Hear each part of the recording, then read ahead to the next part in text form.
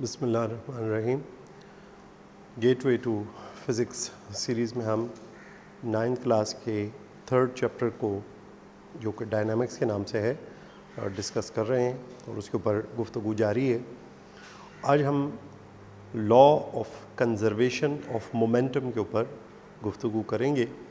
उसमें थोड़ा सा मैथमेटिकल चीज़ें भी आएंगी, बट आई होप कि इंशाल्लाह ये लेक्चर जब एंड करेगा तो वो जो कॉम्प्लेक्सिटीज़ हैं वो बिल्कुल क्लैरिटी में तब्दील हो चुकी होंगी। Law of conservation of momentum को अगर उसकी स्टेटमेंट को थोड़ा सा एनालाइज़ कर दिया जाए, थोड़ा सा हम उसको उसके जो अंदर अल्फाज इस्तेमाल होते हैं अगर हम उनके ऊपर गुफ्तगू कर लें तो मेरा ख्याल है बात बहुत आसान हो जाएगी। Law of conservation of momentum।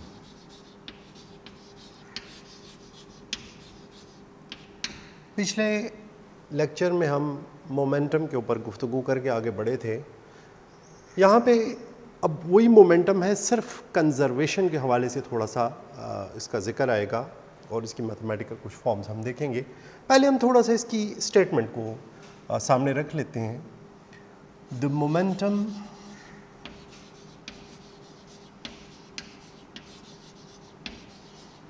Of an isolated system remain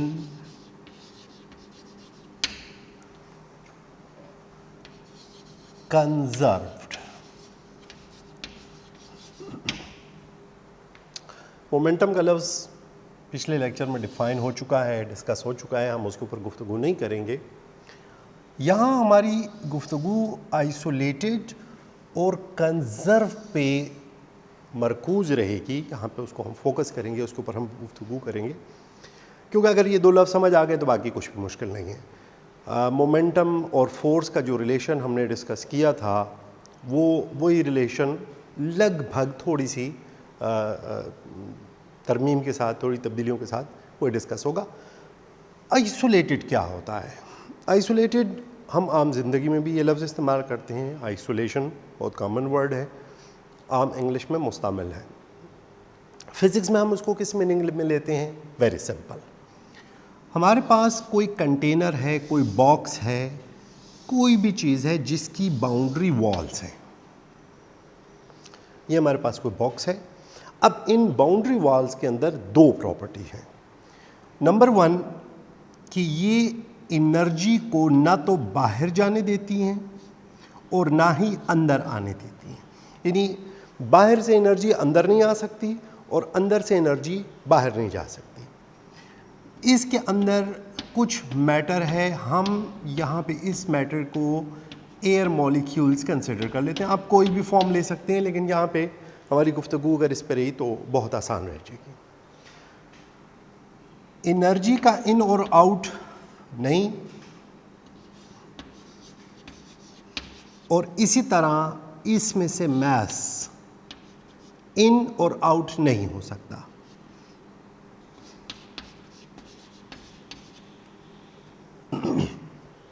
यानी अगर एक ऐसा सिस्टम जिसमें से न तो एनर्जी अंदर दाखिल हो सके या उसमें से निकल सके, और इसी तरह इसमें से मास ना अंदर आ सके और ना बाहर जा सके, इस बॉक्स को, इस सिस्टम को, इस चीज़ को हम आइसोलेटेड सिस्टम कहते हैं।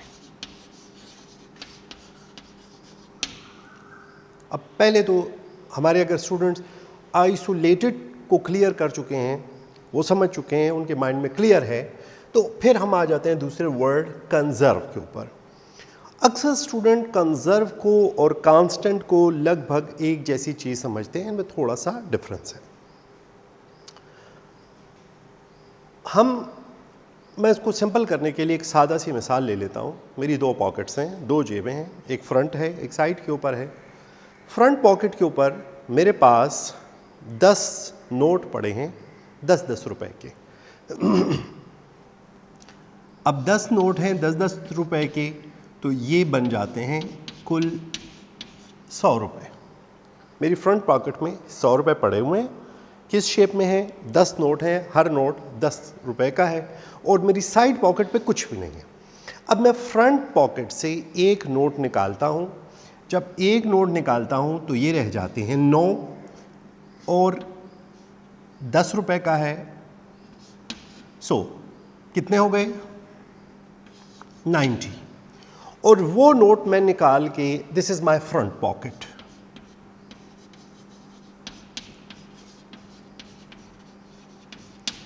और साइड पॉकेट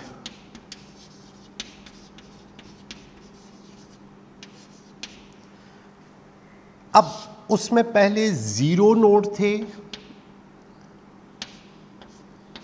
सो उसके अंदर 0 रुपीज़ था। अभी जब मैंने उसको डाल दिया इस साइड पॉकेट में, आई हैव गॉट 10 रुपीज़। अब अगर आप देखें तो यहाँ 10 लेस हो गए हैं और यहाँ पे 10 ऐड हो गए हैं। मेरे पास पैसों में क्या तब्दीली आई? मेरी जेब में तो वही, मेरे पास तो वही 100 के 100 रुपए रहे हैं। पहले इस जेब में 100 रुपए थे, इस जेब में कुछ नहीं था। अब 10 रुपए यहाँ से निकल के यहाँ आ गए हैं, तो अब अपेरेंटली तो उस जेब में कमी हो गई है। क्या आप कह सकते हैं कि जी यहाँ पे पहले 100 थे, अभी 90 हो गए हैं, यहाँ पे 0 था, अभी 10 हो गए। सो अब ओवरऑल मेरे पास कोई तब्दीली नहीं आ रही है। लेकिन अगर आप मेरी इंडिविजुअल पॉकेट्स की बात करेंगे तो उनमें तब्दीली आ रही है। यहाँ बिल्कुल यही मतलब है। इस पार्टिकल का कुछ मोमेंटम है। मोमेंटम ऑलरेडी हम पिछले लेक्चर में डिस्कस कर चुके हैं। इसकी मास और वेलोसिटी का जो प्रोडक्ट है इसका मोमेंटम है। अब अगर ये और ये, चूँकि हम जानते हैं कि सारे मॉलिक्यूल एक ही साइज़ के हैं, तो नेचुरली इनका मास लगभग सेम है। अगर आप एज्यूम करते हैं कि सिर्फ एक ही किस्म की है तो फिर लगभग नहीं, एग्जैक्टली सेम है।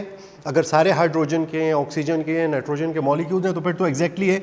लेकिन अगर आप ये एज्यूम करते हैं कि जी इसमें तो नाइट्रोजन भी होगी, ऑक्सीजन भी होगी, कार्बन भी होगी, तो हम इंडिविजुअल डिफरेंसेस को अगर इग्नोर करें तो यहाँ पे जो मॉलिक्यूल्स हैं, अब हम एज्यूम करते हैं कि ये सारे एक ही साइज़ के हैं, लेकिन इनकी वेलोसिटीज़ एक जैसी नहीं है, तो इसका जो मोमेंटम होगा वो इससे डिफरेंट होगा, इसका डिफरेंट होगा, इसका और सेम भी हो सकता है। देखिए इसमें अपने आप को कंफ्यूज मत कीजिए, बहुत सादा सी बात है।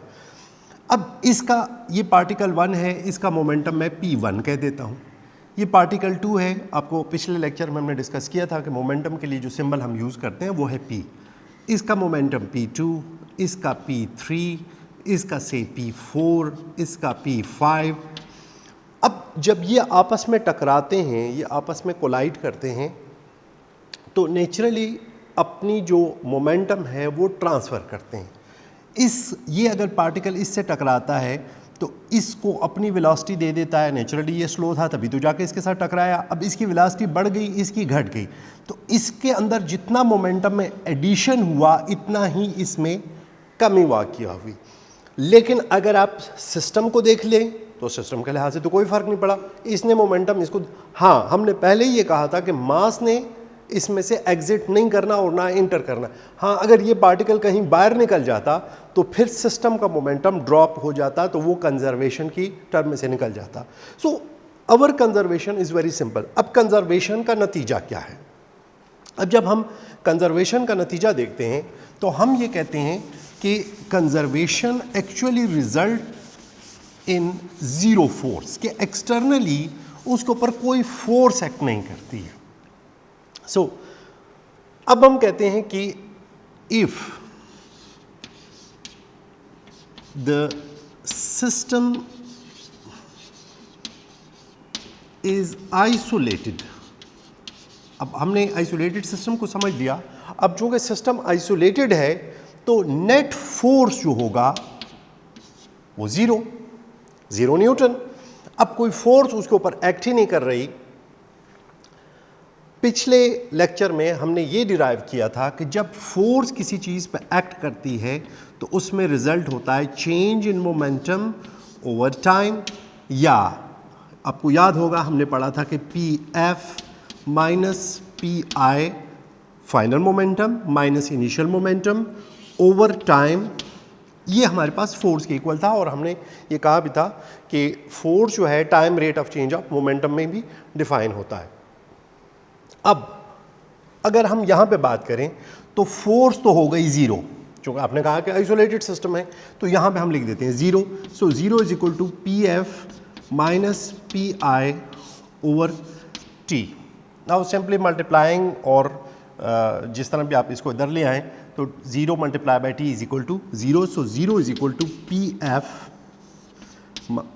Minus P I. ये नेगेटिव के साइन के साथ है, इस फैक्टर को हम उधर ले आएँ तो P I is equal to P F, यानी initial momentum is equal to final momentum. अब हम थोड़ी देर के लिए अज्यूम करते हैं we have just two particles, दो पार्टिकल्स हैं, ये एक पार्टिकल है, ये दूसरा पार्टिकल है। मैंने थोड़ा सा मासेस डिफरेंट कर दिए ताकि हमें कुछ चीज़ें समझ आए। इसका मास है m1, इसका मास है m2। अच्छा, इनिशियल वेलोसिटी के लिए हम एक सिंबल u भी इस्तेमाल करते हैं, u। तो अब फर्स्ट ऑब्जेक्ट है तो इसकी इनिशियल वेलोसिटी होगी यानी u, और चूंकि फर्स्ट है तो इसके साथ हम एक सबस्क्रिप्ट में 1 लिख देते हैं। इसी तरह इसकी क्या वेलोसिटी होगी, u2। ये पार्टिकल गया, इसने इसको स्ट्राइक किया। अब स्ट्राइक करने के नतीजे इससे जब टकराया, अब टकराने के नतीजे में मास तो वही रहेगा। अब यहाँ पे हम देखते हैं कि m1 तो m1 ही रहता है, m2 रहता है। फर्क किस चीज़ में आता है, शुरू में इसकी कुछ और वेलोसिटी थी, अब एक दूसरी वेलोसिटी, नई वेलोसिटी डेवलप हो जाएगी जिसको हम v कहेंगे। तो अब चूंकि ऑब्जेक्ट फर्स्ट है तो हम इसको v1 कह देंगे, ये सेकंड ऑब्जेक्ट है इसको v2 कह देंगे। सो ये इनके टकराने से पहले की सिचुएशन है, ये इनके टकराने के बाद की सिचुएशन है। अब law of conservation of momentum हमें कहता है कि जो इनिशियल मोमेंटम होगा that will be equal to the final momentum. So what we can do, momentum क्या है, m और वेलोसिटी u, m1 u1, इसके साथ दूसरा m2 है तो इसको हम ऐड कर देते हैं m2 u2।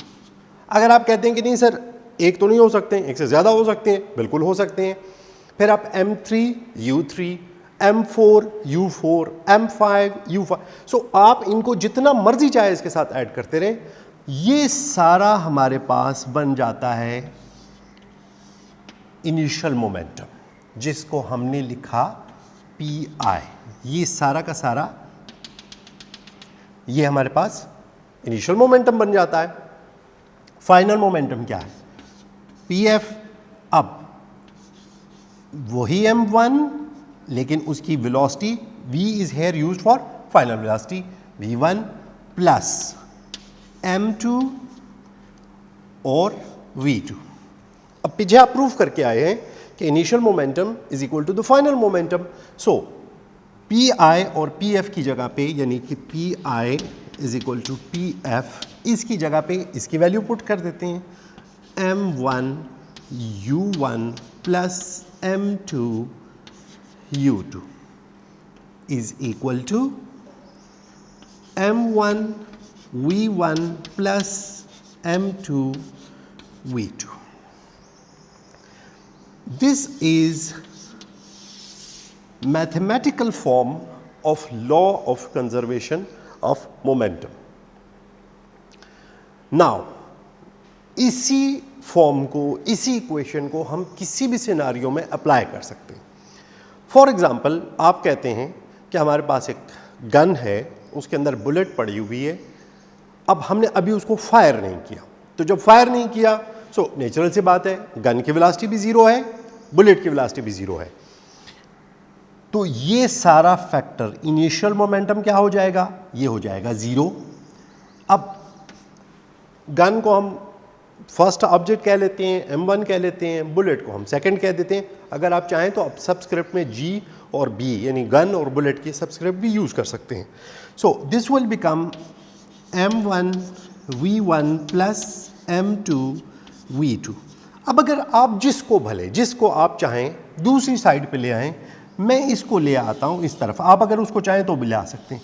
तो ये इस साइड पे आके minus m1 m2 is equal to m2 v2, sorry this is m1 v1 और m2 v2। अब ये माइनस साइन क्या इंडिकेट करता है? हमने पहले भी इससे बात की है कि फिजिक्स के अंदर जब भी माइनस का साइन इस्तेमाल होता है तो that refers to the direction, that is never related to the magnitude. उसका मैग्नीट्यूड के साथ कोई काम नहीं होता, वो सिर्फ हमें डायरेक्शन बताता है।